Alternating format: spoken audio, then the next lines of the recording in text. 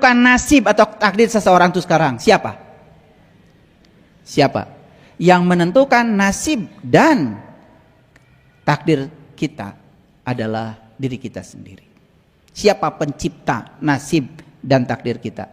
Yang paling utama adalah pikiran kita. Memang jalurnya pikiran lewat kata-kata, kata-kata lewat tindakan, tindakan lewat kebiasaan, kebiasaan jadi karakter, jadi nasib. Itu jalurnya. Tetapi sesungguhnya pencipta kehidupan kita adalah diri kita sendiri. Nah, sekarang di mana Allah?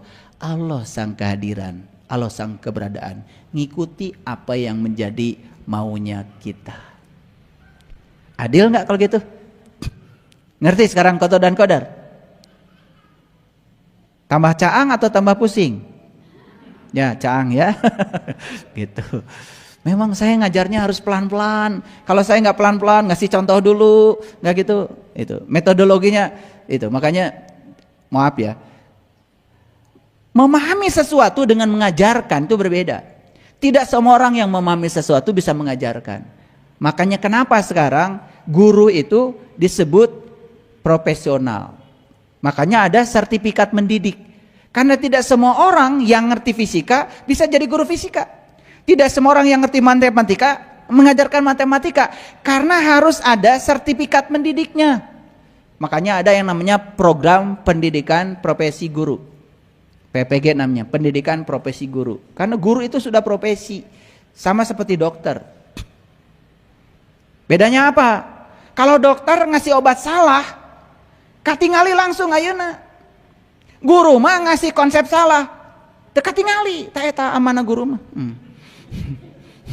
Guru ngajar matematika salah, nggak kelihatan.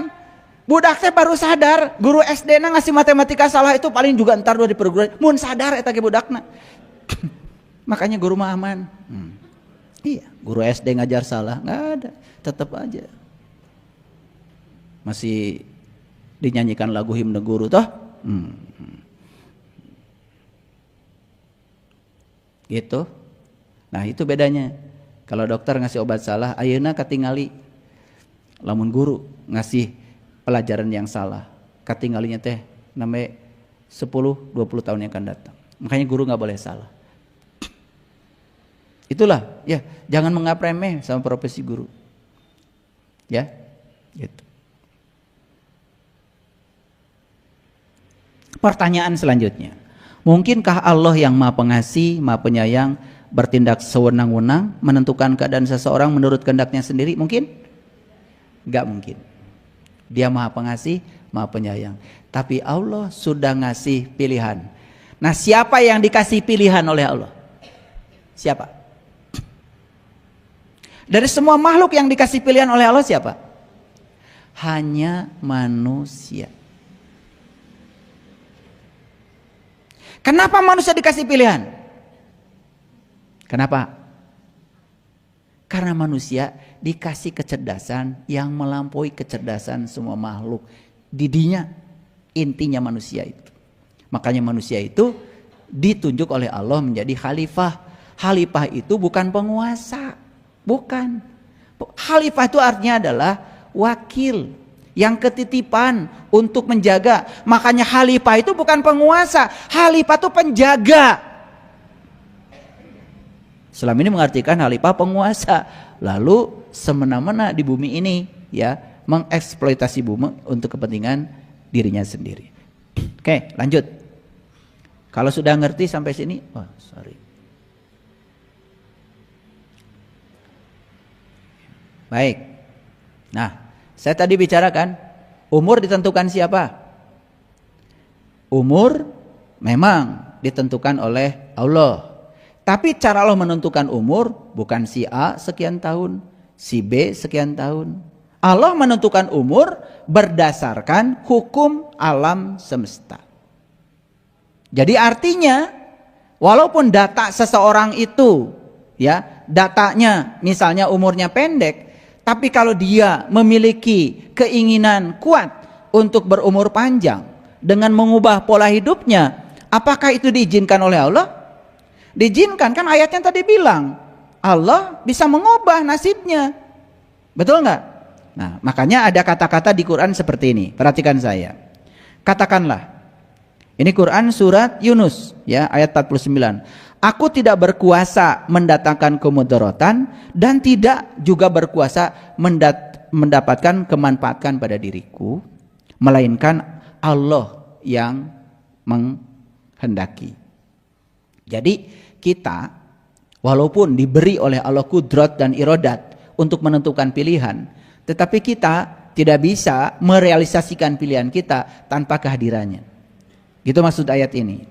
Lalu selanjutnya Allah berfirman, tiap-tiap umat mempunyai ajal. Apabila telah datang ajal mereka, maka mereka tidak dapat mengundurkannya dan mereka juga tidak dapat memajukannya. Ini harus dipahami, cara menentukan ajalnya itu seperti apa. Apakah cara menentukan ajalnya itu semena-mena sekian tahun, sekian begitu? Tidak. Ajal ini ditentukan oleh data. Dan siapa yang merekam data? Yang merekam data adalah semesta ini.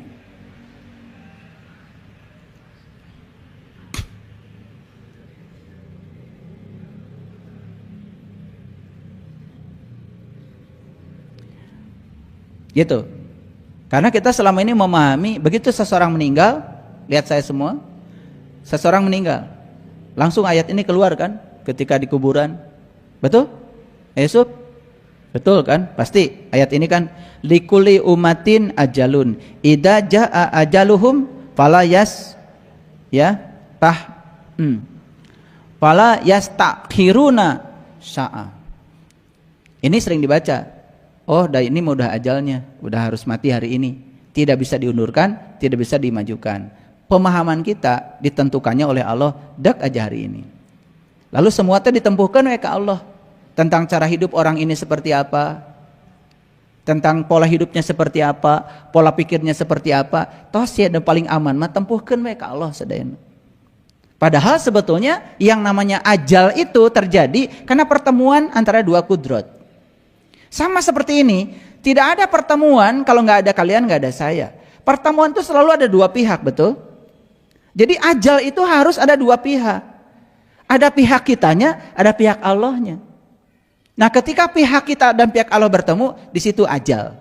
Tos cunduk kana waktu, cinda kana, ninggang kana, cunduk kana waktu, ninggang kana mangsa. Nah, cunduk kana waktu, ninggang kana mangsa itu bukan berarti ditentukan oleh satu pihak, tetapi ditentukan oleh dua pihak. Gitu. Paham maksud saya? Jadi kalau begitu, apakah kita bisa mengubah data kita? Bisa. Bisa. Kahartos ya? Nah, kalau saya tidak jelaskan begini kan bingung. Di satu sisi katanya semua sudah ditentukan dia. Di sisi lain dia sendiri mengatakan, boleh kau mengubahnya. Kan bingung kita. Nah, sekarang sudah ketemu titik temunya. Karena ruhku, bagian dari dirinya Allah yang ditiupkan ke dalam diri kita, kan diberi kuasa juga, diberi kudrat dan iradatnya. Makanya di Quran Allah sering sekali mengatakan, yahdillahu linurihi mayasa. Allah akan menunjukkan pada cahayanya siapa yang dikehendaki. Dan siapa yang dikehendaki oleh Allah? Yang punya kehendak. Oke, paham ya ayat ini? Oke, kalau sudah paham lanjut. Masih tentang ajal. Dialah yang menciptakan kamu dari tanah. Kemudian dari tanah ini jadi setetes mani. Gimana dari tanah jadi mani? Ya tentu saja lewat proses makanan. Betul? Ya bukan tanah dirubah jadi air mani. Ya tanah ngasih makanan. Gitu. Makanan dimakan. Nah baru jadi setetes mani. Sesudah itu menjadi segumpal darah. Kemudian setelah itu kamu dilahirkan. Kamu jadi seorang anak. Kemudian setelah itu kamu akan menjadi dewasa. Kemudian setelah itu kamu menjadi tua. Di antara kamu ada yang diwafatkan sebelum itu? Ada. Nah, siapa yang mewafatkan dia sebelum tua? Kan tadi prosesnya dari tanah, air mani, darah, daging, lahir jadi anak, kemudian jadi apa itu? Jadi dewasa, jadi tua. Tapi Allah mengatakan ada juga yang diwafatkan sebelum itu. Itu fakta kan? Nah, siapa yang mewafatkan orang ini? Allah saja? Tidak. Allah beserta orang ini. Ngerti maksud saya? Situ ajal terjadi. Ada pertemuan dua hal. Gitu. Ngerti ya? Jadi ajal itu bukan ditentukan si A sekian, si B sekian gitu. Nah, selama ini kan kita memahaminya begitu. Nah, sekarang saya kasih tahu ya, pemahaman yang masuk akal seperti apa supaya kita sadar. Nah, sekarang kan kita berbesar hati. Oh, sebetulnya kita bisa mengubah dong kehidupan saya, betul? Agar saya bisa. Tetapi walaupun akhirnya sesehat-sehatnya juga kita mengubah pola hidup, tetap saja pada akhirnya kan tubuh ini tidak bisa dipertahankan lagi. Nah, itu masuknya hukum alam. Itu hukum alam. Oke. Nah, itu alamiah ya. Baik. Lanjut lagi.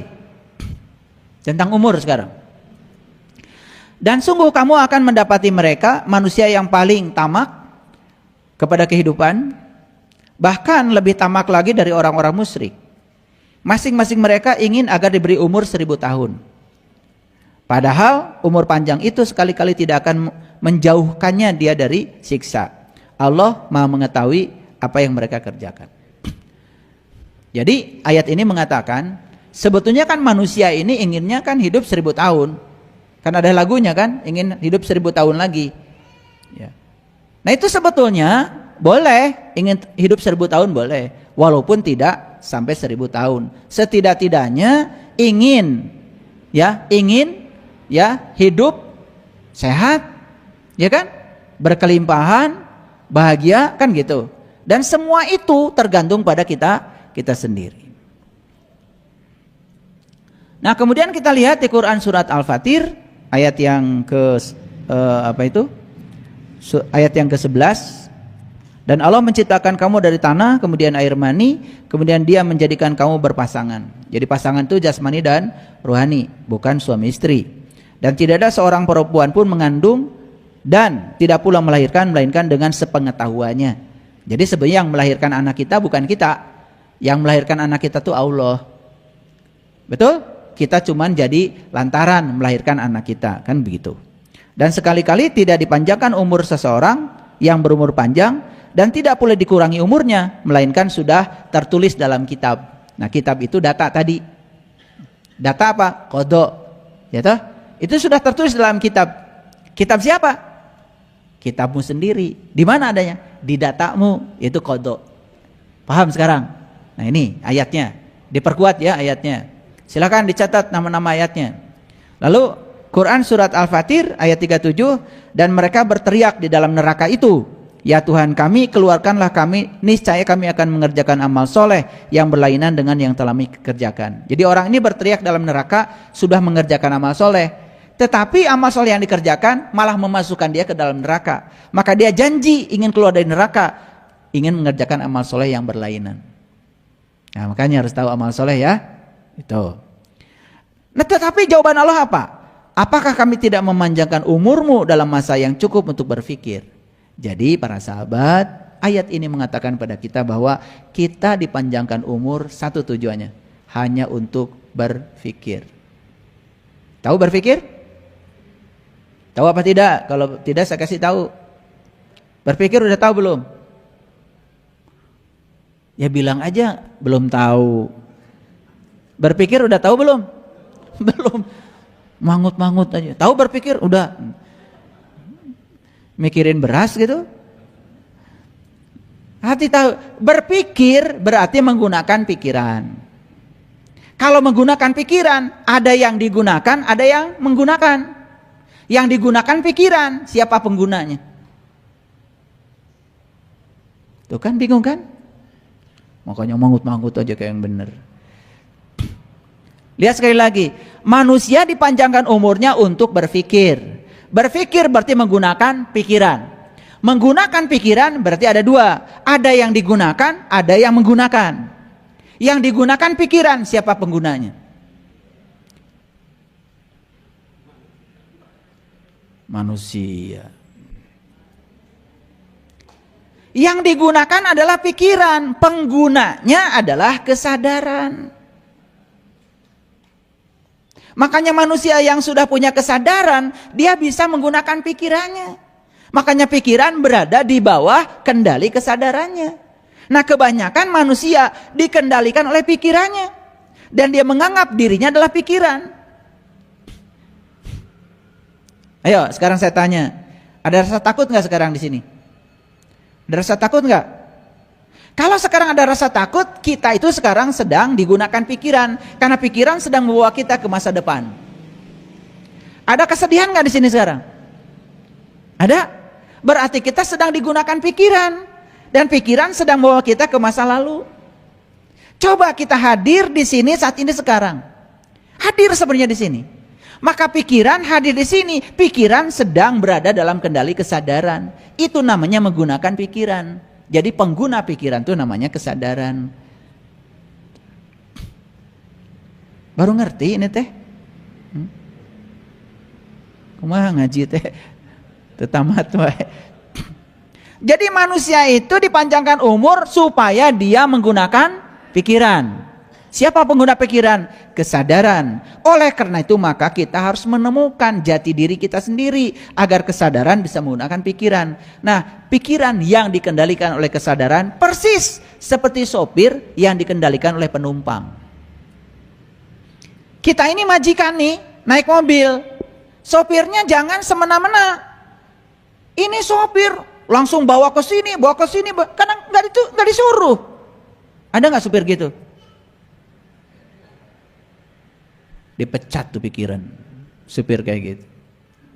Kan yang namanya supir itu nanya dulu, Bapak mau diantar kemana sekarang? Ibu mau diantar kemana? Kan gitu, kan dia itu supir. Supir itu harus mengikuti apa yang dimaui oleh majikan. Ini supir bawa ke pasar baru, bawa ke sini, bawa ke sini. Padahal si majikannya nggak perlu ke sana. Atau nanya si majikan, "Ai wing tak dibawa ke mana? Ke mana?"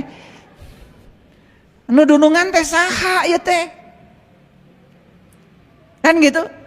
Makanya pikiran ini jangan pernah menjadi majikan. Pikiran ini harus menjadi pelayan. Majikan dari pikiran adalah kesadaran. Kesadaranlah pengguna pikiran. Siapa yang sudah bisa menggunakan pikirannya, dikontrol dengan kesadarannya, itulah namanya manusia sudah berpikir. Paham ya? Oke, lanjut. Ini yang terakhir dari saya. Oh, masih ada ya? Sebenarnya kami telah memberi kepada mereka dan bapak-bapak mereka kenikmatan hingga panjanglah umur dia. Maka apakah mereka tidak melihat bahwasanya kami mendatangi negeri, lalu kami kurangi luasnya dari segala penjurunya? Maka apakah mereka akan menang? Gini, saya kasih tahu. Banyak gak kenikmatan yang sudah Allah berikan pada kita? Banyak. Banyak apa sedikit? Berkah banyak. Kalau nikmat itu sedikit. Tapi yang sedikit itu meliputi yang banyak. Karena nikmat yang sebenarnya adalah perjumpaan dengan Allah. Satu aja nikmat itu. Makanya nikmat itu hanya diberikan kepada para nabi, para siddiqin, para syuhada, para sholihin. Dan orang-orang yang sudah diberi nikmat, ini dijamin di ayat ini, umurnya panjang. Kenapa? Karena dia sudah bisa menyehatkan tubuh spiritualnya. Kalau tubuh spiritualnya sehat, maka tubuh intuisinya sehat, tubuh mentalnya sehat, tubuh energinya sehat, tubuh fisiknya akan sehat. Begitu menurut riset. Jadi ayat ini mengukuhkan kepada kita bahwa siapapun yang sudah diberi nikmat oleh Allah, terutama nikmat perjumpaan dengan Allah. Karena nikmat itu cuma satu, bukan rumah mewah, bukan duit banyak, bukan mobil baru, bukan, itu bukan nikmat, itu berkah. Karena nikmat itu di Quran sangat spesifik. Hanya diberikan kepada para nabi, para siddiqin, para syuhada, dan para sholihin. Nikmat itu adalah menemukan jalan syiratal mustaqim. Maka di Quran surat Al-Fatihah dikatakan syiratal ladzina an'amta alaihim. Ya kan? Ihdinas syiratal mustaqim, syiratal ladzina an'amta alaihim. Tunjuki aku ke jalan syiratal mustaqim, jalannya orang yang telah diberi nikmat. Jadi nikmat itu adalah menemukan jalan syiratal mustaqim. Lewat jalan itu kita bisa berjumpa dengan jati diri kita sendiri. Itu nikmat yang sebenarnya. Maka nikmat cuma satu, tapi yang satu ini meliputi semuanya. Gitu. Nah, Di ayat ini dikatakan, siapapun orang yang sudah diberi nikmat, maka dia akan dipanjangkan umurnya. Jadi walaupun umurnya tidak panjang secara kuantitatif, tetapi umurnya membawa berkah. Ada orang yang umurnya 40 tahun secara kuantitatif, tetapi kualitas umurnya luar biasa, membawa berkah untuk kehidupan. Daripada yang 80 tahun gak bikin apa-apa, cuma nyusahin orang lain. Ada yang kayak gitu juga, tuh pendek tuh umurnya. 80 tapi gak buat apa-apa di dunia, cuma nyusahin orang aja, bikin onar. Pendek tuh umur. Jadi panjang umur itu hitungannya bukan kuantitatif. Lihat saya semuanya. Nabi Muhammad tuh usianya 63 tahun. Pendek gak 63 tahun? Ayah Asep berapa sekarang? 63. 63. Ada yang 70 tahun? 70. Nabi Muhammad itu cuma 63 tahun. Tapi dalam kurun 63 tahun itu beliau sudah mampu mengubah dunia. Panjang gak itu umurnya? Panjang tuh umur. Makanya panjang pendeknya umur jangan melihat kuantitatifnya, lihat kualitatifnya, efisiensinya. Maaf ya, karena banyak orang yang panjang umurnya tetapi tidak berbuat apa-apa. Hanya mementingkan dirinya sendiri. Pendek tuh umurnya. Jadi saya kasih tahu, siapapun orang yang sudah diberi nikmat, panjang umurnya. Ngerti maksudnya? Secara kualitatif. Mungkin saja secara kuantitatif dia tidak panjang sepanjang orang lain, tetapi kualitas umurnya luar biasa. Baik, sekarang saya mau kasih tahu, ini bagian yang terakhir dari saya. Tolong jangan lihat ayat ini semuanya, karena akan cukup waktu. Lihat bagian yang terakhir. Yang terakhir, innallaha yarzuku mayyasha bigoiri hisab. Apa? Innallaha yarzuku mayyasha bigoiri hisab. Apa artinya? Sesungguhnya Allah akan memberikan rezeki kepada siapa yang dikehendakinya tanpa batas. Jadi salah kalau kita mengatakan Allah menentukan rezeki seseorang. Bohong itu. Karena ayat ini mengatakan innallaha yarzuku mayyasha bigoiri hisab. Sesungguhnya Allah menentukan rezeki kepada siapa yang dikehendakinya tanpa batas. Saya tanya, siapa yang akan dikehendaki Allah dapat rezeki tanpa batas? Siapa?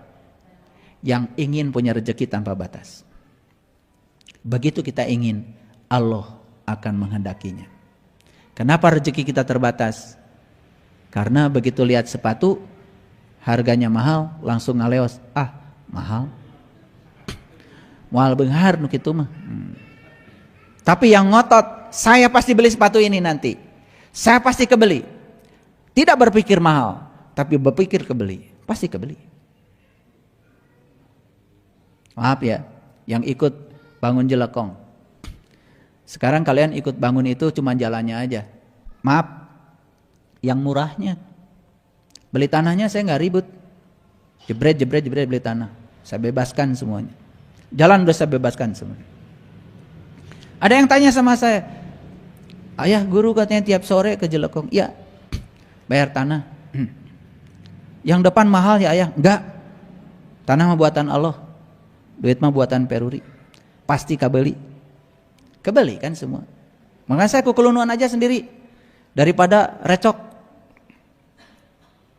Itu cara saya. Karena kalau saya menerima masukan-masukan dari yang lain, kadang-kadang itu mempengaruhi saya. Jadi saya kadang-kadang juga masih bisa dipengaruhi kalau banyak pengaruhnya. Makanya saya kukulunuan sendiri. Tahu kukulunuan? Bahasa Inggris itu.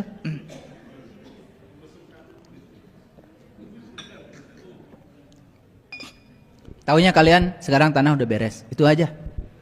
Dari mana duitnya? Dari Allah. Gak usah ribut. Sekarang udah tinggal dibangun.